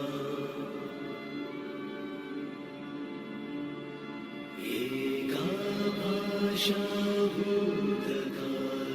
भूतकारुण्यरूपा एकं लक्ष्यं सामरस्यं समेषा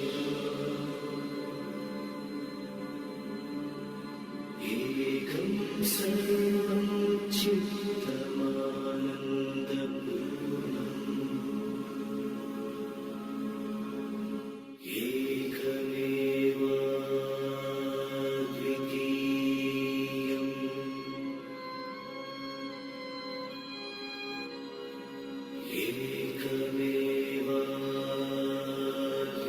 एकमेवाद्वितीयम्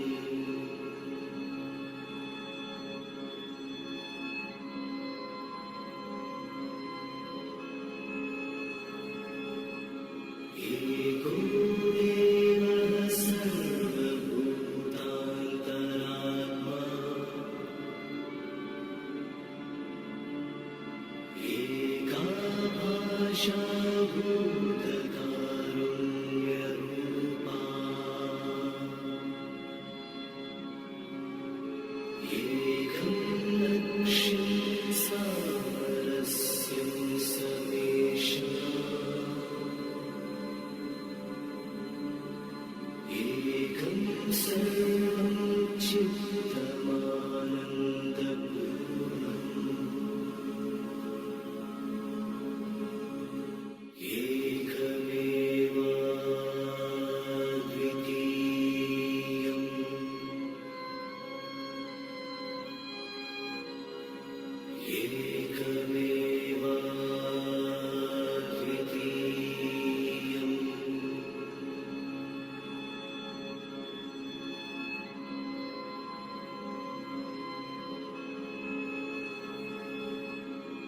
एको देवः सर्वभूतान्तरात्मा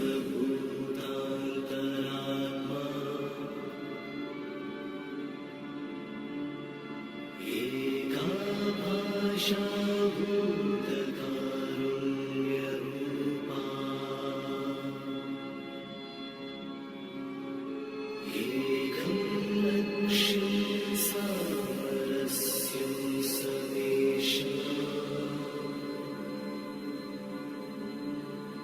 एकं सर्वं चित्तमानन्दपूर्णम्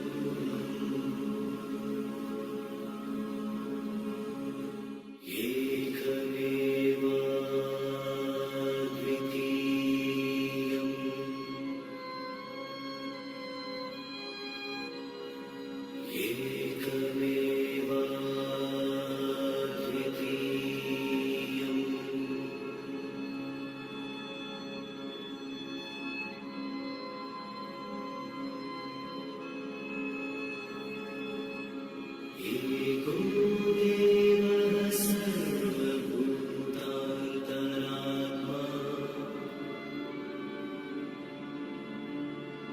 एका भाषा भूतकारुण्यरूपा एकं लक्ष्यं सामरस्यं समेषा एकं सर्वं चित्तमानन्दपूर्णम्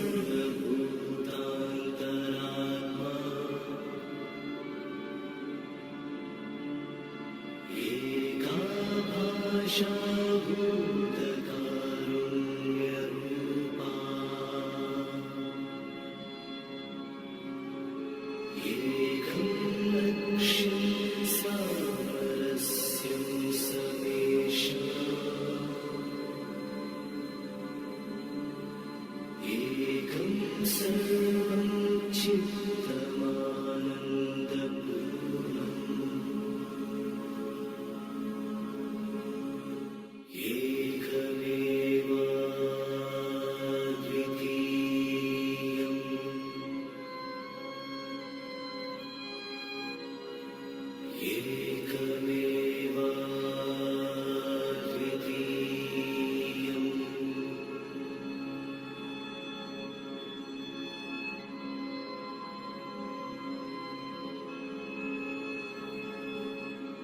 एको देवः सर्वभूतान्तरात्मा एका भाषा भूतकारुण्यरूपा एकं लक्ष्यं सामरस्यं समेषाम् एकं सर्वं चित्तमानन्दपूर्णम्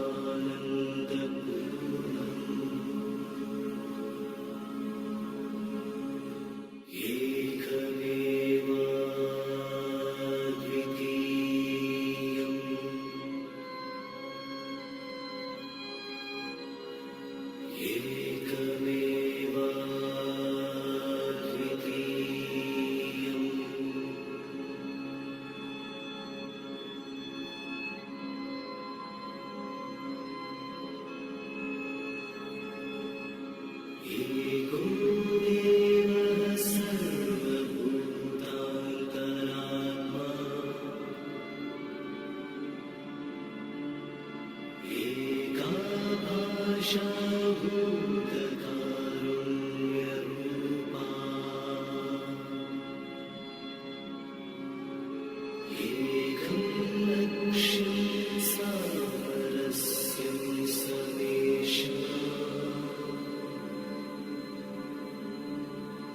एकं सर्वं चित्तमानन्दपूर्णम्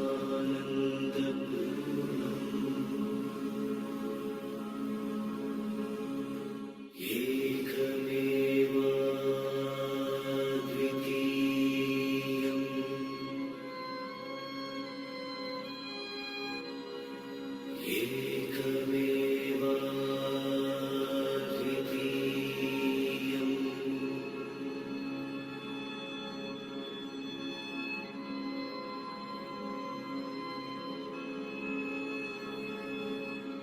एको देवः सर्वभूतान्तरात्मा एका भाषा भूतकारुण्यरूपा एकं लक्ष्यं सामरस्यं समेषाम् एकं सर्वं चित्तमानन्दपूर्णम्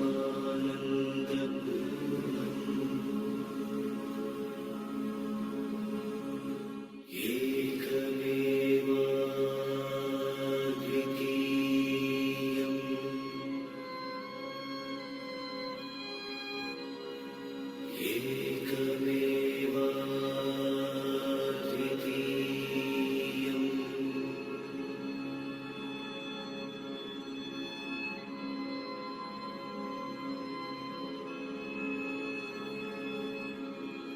एको देवः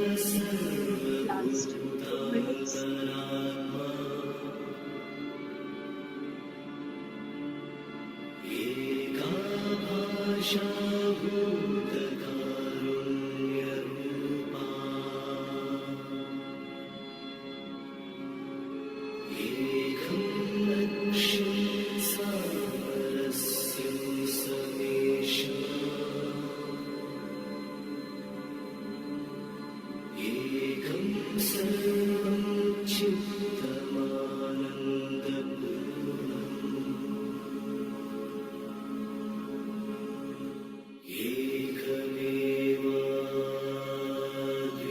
एकमेवाद्वितीयम्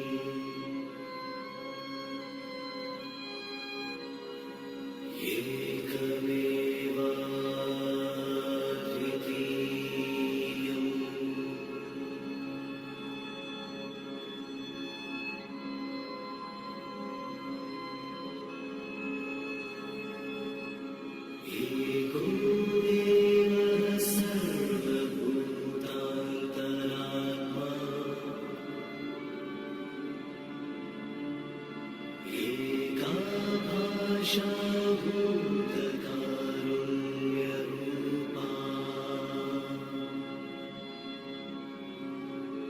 एकं लक्ष्यं सारस्यं समेशा एकं सर्वं चित्तमानन्दपूर्णम्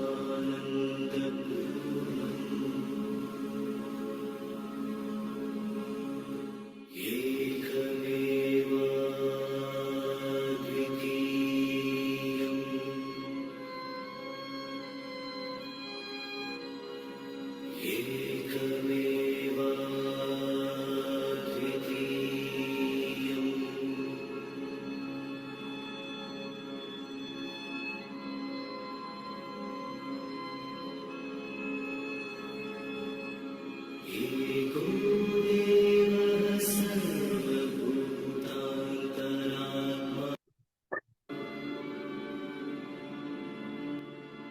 एका भाषा भूतकारुण्यरूपा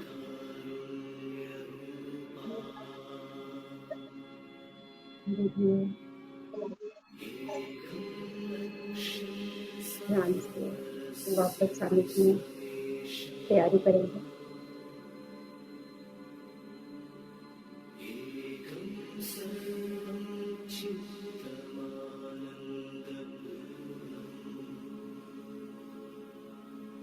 Ten, 9,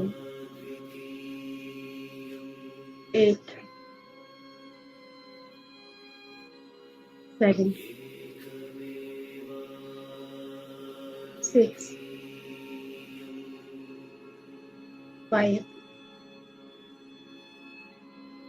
4, 3, 2, 1, 0।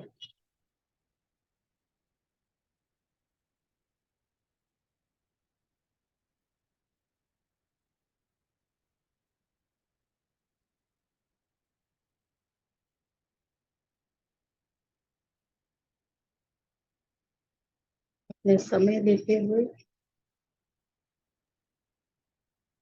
आप ध्यान से वापस आए धीरे धीरे। यदि आप ध्यान में बने रहना चाहते हैं तो आप ध्यान में बने रहेंगे, और जो भी ध्यान से वापस आना चाहें अपने दोनों हाथों की उंगलियों को खोलकर अपनी दोनों आंखों पर रखेंगे। 5, 4, 3, 2, 1, 0। अपने हाथ पर रखेंगे दोनों हाथ और अपने हृदय से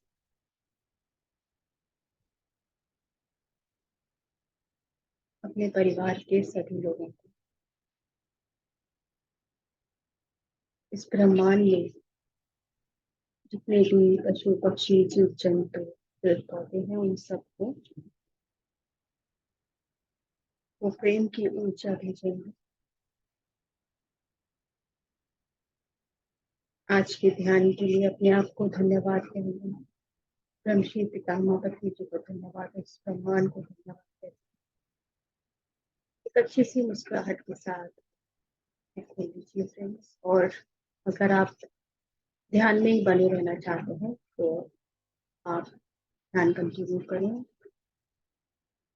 सहजता के साथ वापस आइएगा। ध्यान से वापस आने के बाद सभी लोग पानी को पिएंगे।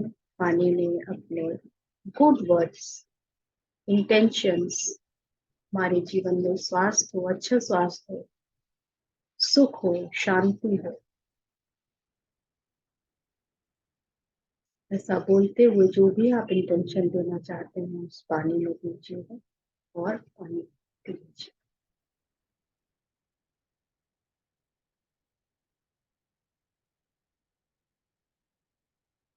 शेयरिंग हम नहीं लेंगे अभी। कोई भी अनुभव आज का शेयर करना चाहे वो कल कर सकते हैं। कई लोग ध्यान में होते हैं और इस समय वो सहज नहीं होते हैं शेयर करना, तो हम लोग, अगर आप लोग कुछ भी शेयर करना चाहें तो हम कर सकते हैं। Thank you so much friends, thank you. कल हम फिर मिलते हैं अपने स्वाध्याय और ध्यान से। Thank you, take care. दीदी इस भजन में ऐसा लग रहा था जैसे यूनिवर्स की, कॉस्मोस की आवाज आ रही हो।